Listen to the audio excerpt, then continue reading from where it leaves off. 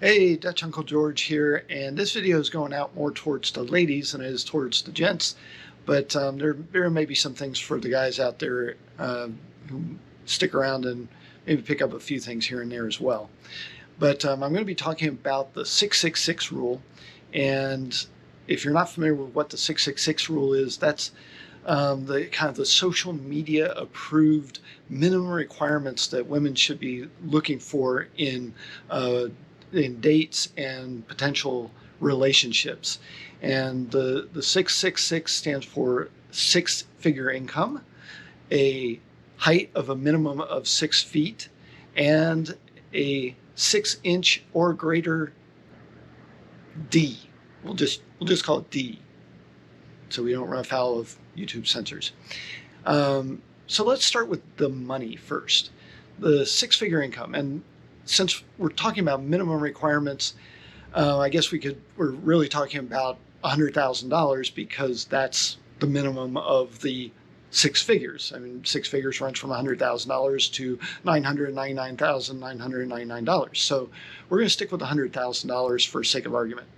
Now, $100,000 is not the same everywhere in terms of buying power.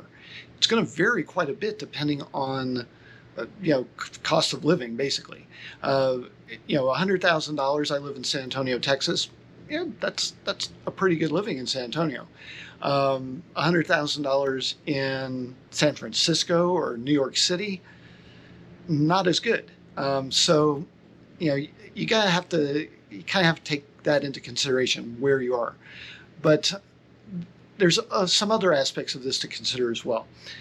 The other thing that's really important is to think about in terms of, what is the person doing to get that $100,000? Typically they're going to be in a job that requires a fair amount of time and effort. So, if you're looking at 100,000 plus, you're looking at a lot of times at doctors, lawyers, maybe even tradesmen who are really busy, like electricians, plumbers. But regardless of what the career is, a lot of guys who are in that 100,000 plus per year category, they don't have a lot of free time. And if you're looking for a companion, that may not work out as well as you'd like to have with, making a rule of, well, he's got to be making $100,000. If he's got to be making $100,000, he may not have time to spend with you a lot. So, keep that in mind. Another thing to think about with, income is that when you meet somebody, if they're on the younger end, maybe they're still in school, still in college, they may not have anything. They may be a starving student kind of guy, but he may be in a field that eventually will pay him a lot of money, like doctors, lawyers, that kind of thing. So think in terms of what it is you're actually looking for. Are you looking just for somebody to date? If you're looking for somebody to date casually, I don't see why income's really all that important, as long as you're getting what you want out of the dates. If you're looking for a guy who can at least pay his own way, if not pay your way as well, that's something to keep in mind and figure out if this guy's got enough income to do what you want to do on a date. If you're looking for longer term, then the considerations become more complicated, as I've just discussed.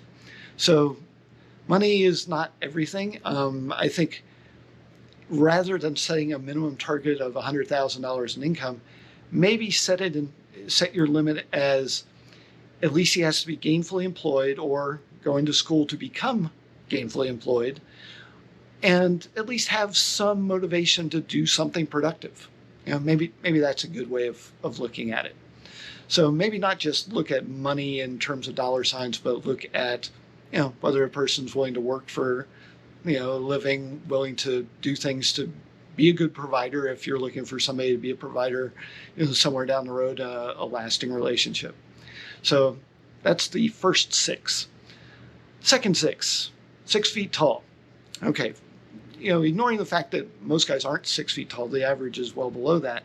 I also recognize that a lot of guys lie about their height. Just a brief anecdote. Back many years ago, when I was doing, when I was still dating actively, when I started dating using personal ads, they were text only ads. I know, horrors, right? And you put them in the newspaper or weekly magazine type things that were locally distributed, and basically they were text only ads. You had a limited number of words you could use, and basically the way it worked is people would see your text ad, they would call a number that directed them to a voicemail, and then you could get in touch with them that way. So anyway, during those times, the text-based ads were really basic. So you pretty much just put in a general physical description. So a lot of times you include your height and that kind of thing. And so I would include my height. I'm 5'11", and I'm a legitimate 5'11". I am not 6 foot. I'm not under 5'11", but I was the legitimate 5'11". And on a regular basis, the women I would meet them for the first time, they would say, "Wow, you're really tall." And it's like, "Well, yeah, said my height was 5'11". And they say, "Oh, guess those other guys must have been lying about their height." This happened with some regularity, and I assume it's still probably happening, except it's a little harder to get away with when there's pictures and stuff. But even so, I realize guys lie about their height. So if you're saying 6 foot as the rounded up 4 to 5 inches, 6 foot in height, okay, I think that's workable, especially if you're a taller woman.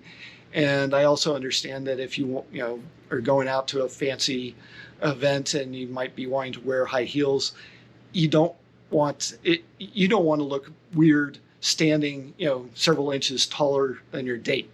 I get it. It's superficial, but I get it.